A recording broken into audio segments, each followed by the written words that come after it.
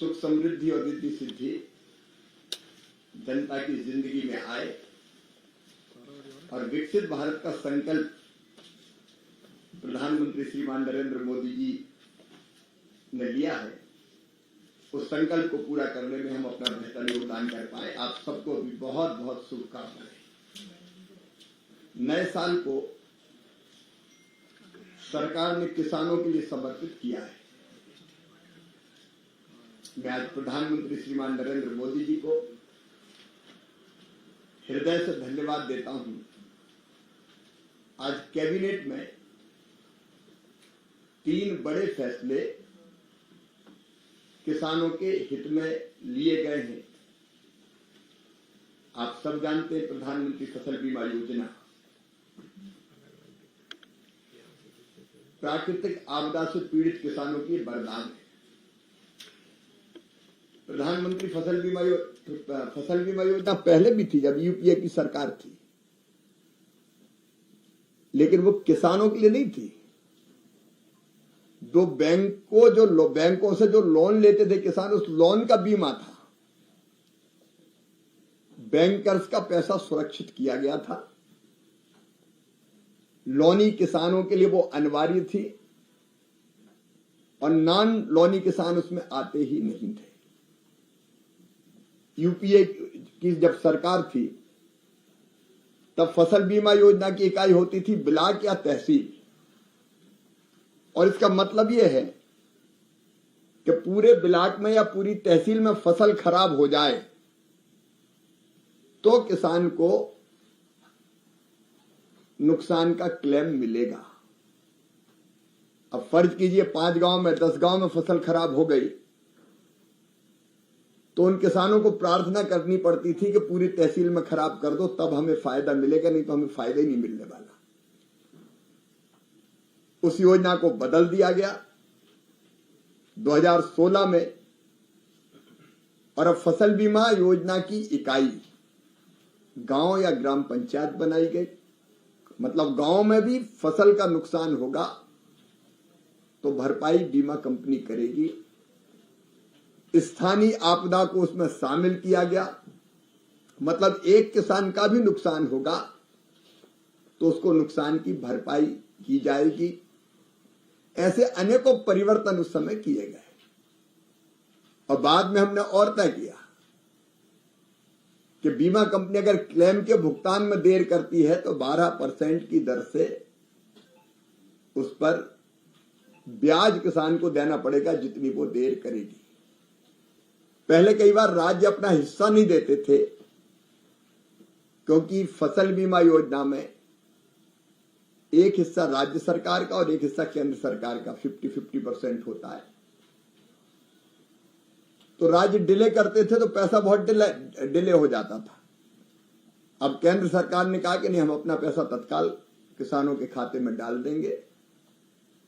ऐसे अनेकों परिवर्तन फसल बीमा योजना में किए गए और आज उस फसल बीमा योजना के लिए जितनी धनराशि की आवश्यकता है,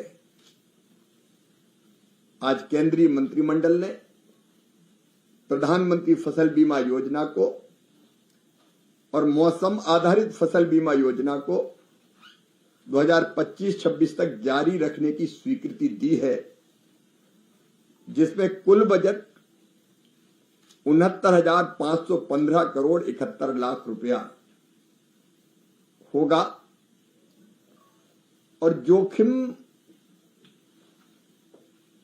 का जो कवरेज है वो बोनी से लेके, मतलब बीज अगर बो दिया और पानी ज्यादा गिर गया और फसल बीज खराब हो गया तो भी क्लेम मिलेगा किसान, तब से लेके फसल कटाई तक। मतलब कटने के बाद भी अगर फसल खराब हो जाती है, कटने के बाद भी खेत में रखी है, बारिश हो गई, जैसे इस समय कई जगह बारिश हो गई और कहीं धान पड़ी है खेत में और वो भी भीग गई, तो बीमा कंपनी को क्लेम देना पड़ेगा। तो बुआई से लेके कटाई तक ओला, इल्ली, सूखा, पाला, बाढ़, बरसात, ये सब का सब इससे कवर किया गया है। और मुझे बताते हुए खुशी है कि पिछले साल 8 करोड़ से ज्यादा आवेदन किसानों के आए और 4 करोड़ से ज्यादा किसानों को इस योजना का लाभ मिला।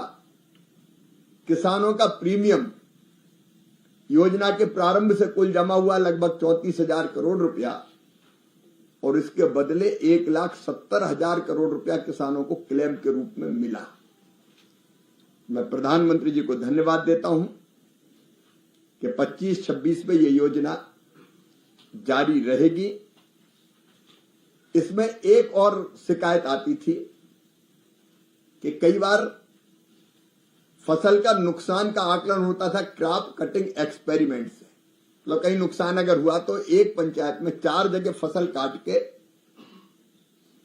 उसमें से कितना उत्पादन होता है ये देखते थे। अब ये मैनुअल होता था और मैनुअल होने के कारण कई बार अगर कोई गड़बड़ करना चाहे, कम नुकसान को ज्यादा दिखा दे, ज्यादा नुकसान को कम दिखा दे, ये शिकायतें आती थी। इसलिए तय किया गया कि अब फसल बीमा योजना के नुकसान के आकलन में टेक्नोलॉजी का उपयोग किया जाएगा। रिमोट सेंसिंग के माध्यम से जो नुकसान होगा उसका आकलन किया जाएगा और वह आकलन ऐसा होता है जहां मानवीय हस्तक्षेप नहीं होता तो परफेक्ट होता है और उस आकलन के आधार पर किसानों का क्लेम बनेगा और डीबीटी के माध्यम से किसानों के खाते में राशि डाल दी जाएगी, नंबर 1। लेकिन बागवानी फसलों के लिए मौसम आधारित फसल बीमा योजना, मौसम आधारित फसल बीमा योजना का मतलब यह है कि अगर कहीं सूखा पड़ गया, ज्यादा गर्मी पड़ी और उत्पादन कम हो गया, कहीं बरसात ज्यादा हुई उत्पादन कम हो गया, कम बरसात के कारण उत्पादन कम हो गया, तो ये जितनी कम या ज्यादा होगी उसके आकलन के आधार पर बिना क्रॉप कटिंग के एक आकलन लग जाएगा कि अगर इतना तापमान बढ़ गया तो इतना नुकसान हुआ, तो उतना क्लेम बनेगा और किसान के खाते में डाल दिया जाएगा और ये पूरा टेक्नोलॉजी आधारित होगा। तो मानवीय हस्तक्षेप कम होने के कारण इस तरह की मानवीय या जानबूझकर जो गड़बड़ें होती थी वो गड़बड़ें नहीं होगी। तो इसमें टेक्नोलॉजी के उपयोग के लिए भी 824 करोड़ 77 लाख रुपए का प्रावधान किया गया है ताकि जो जरूरी व्यवस्थाएं हैं वो की जा सके। एक फैसला बड़ा हुआ है किसानों के हक में। डीएपी, डाई अमोनियम फास्फेट, किसानों को रियायती दरों पर उपलब्ध कराया जाता है। डीएपी का 50 किलो का एक बैग किसान को 1350 रुपए में दिया जाता है, जबकि इस साल उसकी वास्तविक लागत थी 2,433 रुपया, मतलब लगभग 1,083 रुपया की सब्सिडी सरकार अभी देती है। इस बार पहले से डीएपी का भंडारण कर लिया जाए, देर ना हो, समय पर किसान को डीएपी दिया जा सके। पिछले साल अंतर्राष्ट्रीय परिस्थितियों के कारण रेड सी में और बाकी जगह जैसी परिस्थिति थी तो दूसरे रूट से घूम के आना पड़ा, तो जहाज आने में देर लगी, खर्चा भी बढ़ा और इसलिए सरकार ने पहले से तय कर लिया है कि हम अग्रिम भंडारण डीएपी का करने के लिए व्यवस्था करेंगे, समय पर इंपोर्ट करेंगे और 3,850 करोड़ रुपया के आवश्यक बजट की भी उसके लिए व्यवस्था की है। इससे किसानों को सस्ता और समय पर डीएपी उपलब्ध हो सकेगा। इसके लिए भी प्रधानमंत्री जी को धन्यवाद। तीसरा फैसला हुआ है चावल के एक्सपोर्ट का। मैं आपके माध्यम से देश को सूचना देना चाहता हूं, इस बार भी हमारी फसल बहुत अच्छी हो रही है। एग्रीकल्चर और एलाइड सेक्टर, कृषि और संबद्ध जो क्षेत्र है उनकी विकास दर 3.5 से लेकर 4% के बीच होने वाली है। हमारे पास चावल के भी भंडार है। पिछले दिनों चावल की कीमत किसान को ठीक मिले, इसलिए मिनिमम एक्सपोर्ट प्राइस जो लगाई गई थी वो हटा दी गई चावल के एक्सपोर्ट को अनुमति दी गई और आज भारत के सहकारिता मंत्रालय और इंडोनेशिया के व्यापार मंत्रालय के बीच गैर बासमती सफेद चावल के व्यापार पर समझौता ज्ञापन मतलब एमओयू हस्ताक्षरित हुआ है और इंडोनेशिया को भारत 1 मिलियन मीट्रिक टन गैर बासमती सफेद चावल निर्यात करेगा। निर्यात के कारण भी चावल के रेट बेहतर होंगे और किसानों को इसका लाभ मिलेगा। ये तीनों फैसले नए साल के किसान हितैषी फैसले हैं। वैसे अगर आप देखेंगे तो पूरे साल, विशेषकर मैं 6 महीने की बात करता हूं, किसानों के हित में अनेकों फैसले मोदी सरकार ने लिए हैं।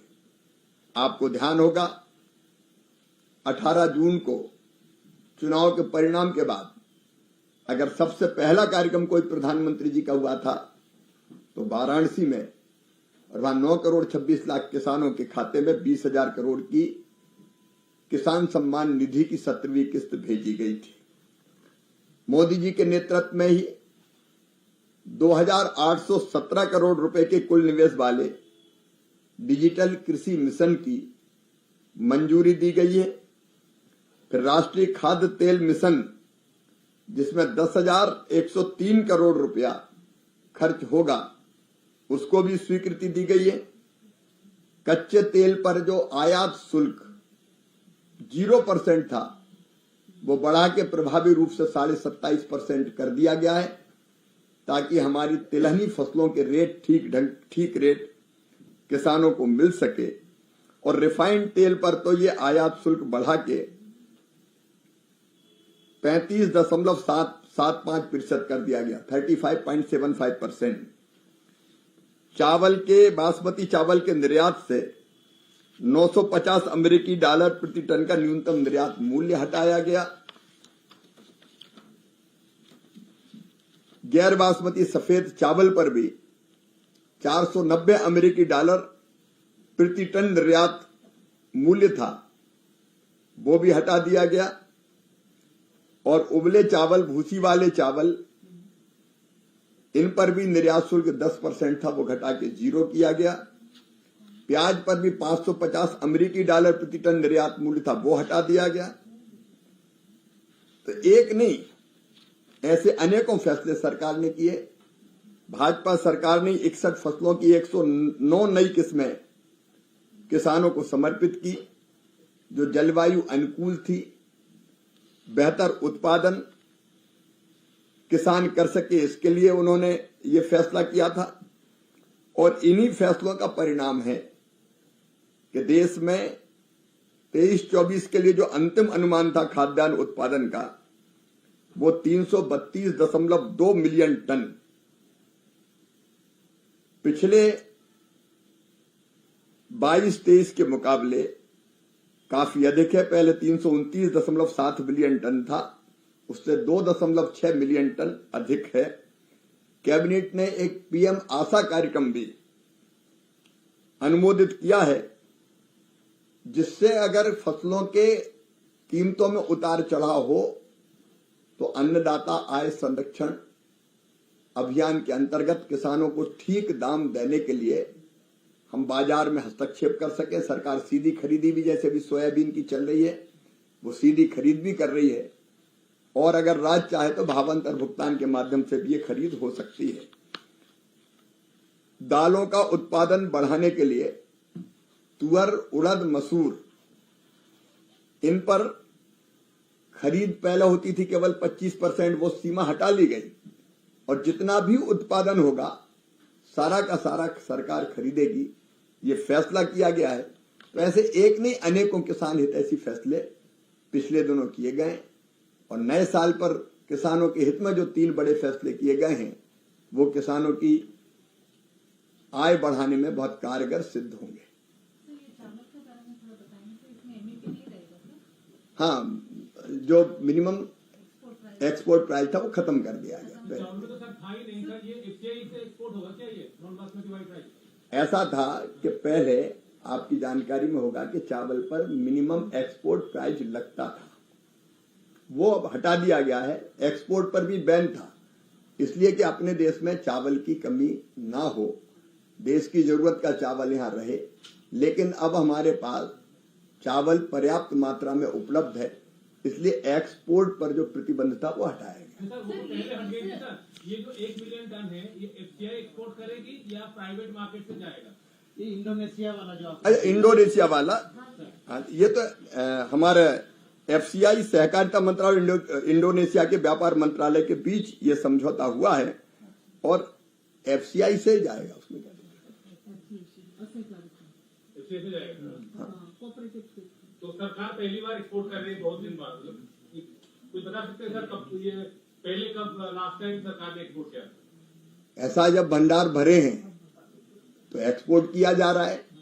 हम जब मिनिमम हमारे यहाँ की जरूरत रहती है खाद्यान्न की, उसको संरक्षित करते हुए किसान को ठीक दाम मिले, इसके प्रयत्न करते रहते हैं। सर, वो संस्था का नाम थोड़ा बता देंगे? जो 3 संस्था, जो एफसीआई और सहकारिता मंत्रालय भारत के और इंडोनेशिया के व्यापार मंत्रालय के बीच ये समझौता हुआ है और ये NECL के द्वारा,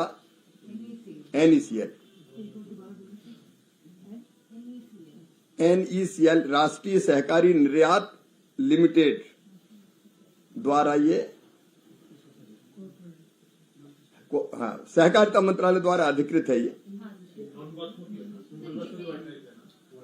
सर, ये जो सर, ये आज ये कैबिनेट में हुआ है सर। NCEL बहुराज्य सहकारी समिति अधिनियम 2002 के तहत स्थापित एक सहकारी समिति है।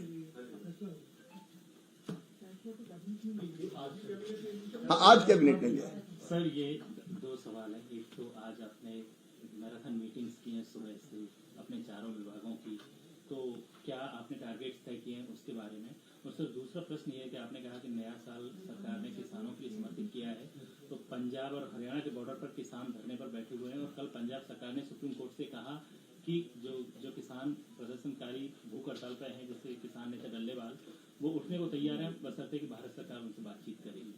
पहली चीज तो ये कि नए साल में नए संकल्प के साथ कृषि और किसान कल्याण विभाग, ग्रामीण विकास विभाग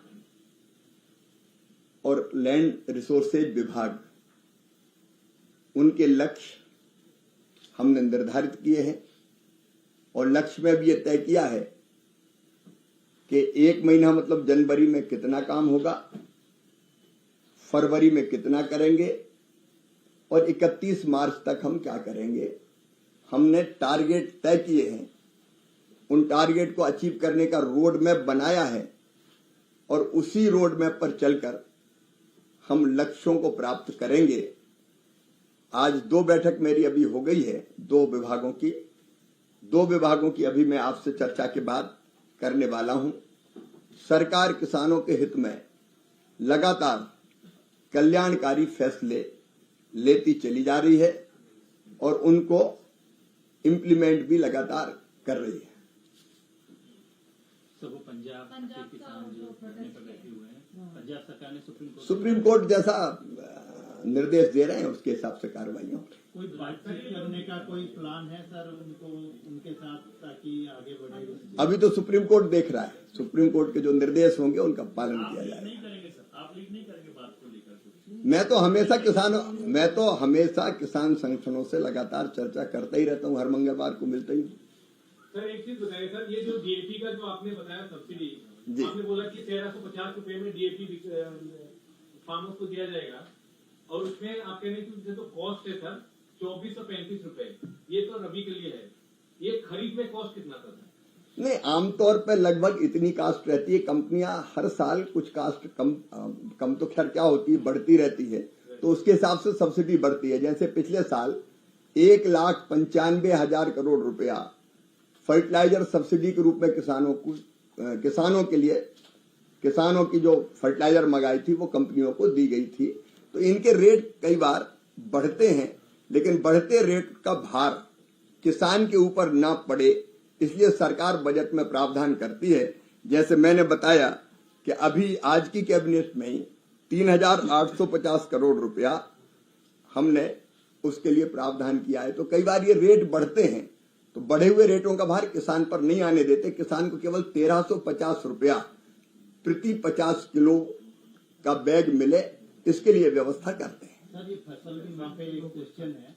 आप जो बोले कि ये 25-26 तक कंटिन्यू रखने की फैसला किया गया है, तो नॉर्मली कोई स्कीम होता है वो 5 साल के लिए होता है, तो ये इस साल 24-25 अभी खत्म, फसल बीमा योजना की बात कर रहे हैं। फसल बीमा तो 25-26 में एक साल बाद नेक्स्ट ईयर के लिए बढ़ाया गया। अगली बार 5 साल के लिए फैसला होगा ना, तो कंटिन्यू रहेगा, मतलब खत्म नहीं हो जाएगा? नहीं, खत्म नहीं। अभी तो ये कंटिन्यू कर दिया है, खत्म होने का सवाल ही नहीं है, इसलिए ये प्रावधान किया है। ये योजना जारी रहेगी और कुछ संशोधन किए जो मैंने आपको बताया। हाँ, इसके बाद फाइनेंस कमीशन जब फिर आएगा तो उसके बाद 5 साल के लिए फिर आएगा। ये 25-26 के बाद भी कंटिन्यू होगा, तो मतलब ये तो प्रधानमंत्री फसल बीमा जैसी योजना ऐसी है कि जो हमेशा कंटिन्यू रहेगी।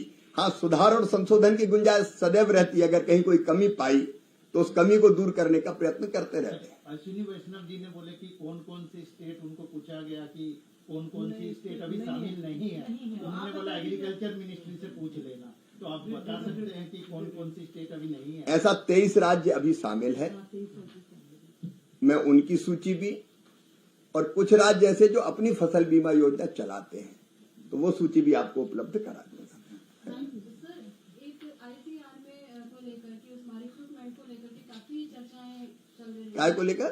ICR में रिक्रूटमेंट जितने भी होते हैं वहाँ पर ICR का भी विधायक जितने भी अपॉइंटमेंट वहाँ हुए हैं उनको लेके काफी चर्चाएं आती है कि वहाँ सही तरह से नहीं हो रहे, तो क्या ऐसा लगता है कि इनको नहीं, ये बात सही तरह से हो रहा है। मेरे पास तो ऐसी कोई बात नहीं आई है। नहीं, तो इसमें काफी नहीं सर, वहाँ के गवर्नमेंट संगतियाँ भी है वहाँ पे, जैसे ASR भी उनका भी जो हुआ था उसको लेकर के भी काफी जब वहाँ के जो स्टूडेंट्स हैं उन्होंने भी कंप्लेन की थी, जिसपे भी 3-4 महीने पहले भी चर्चा आई थी। अभी फिर से 3-4 दिन से मेरे पास कोई जानकारी नहीं है, लेकिन जो भी होता है वो एक नियम प्रक्रिया के अंतर्गत ही होता है। धन्यवाद।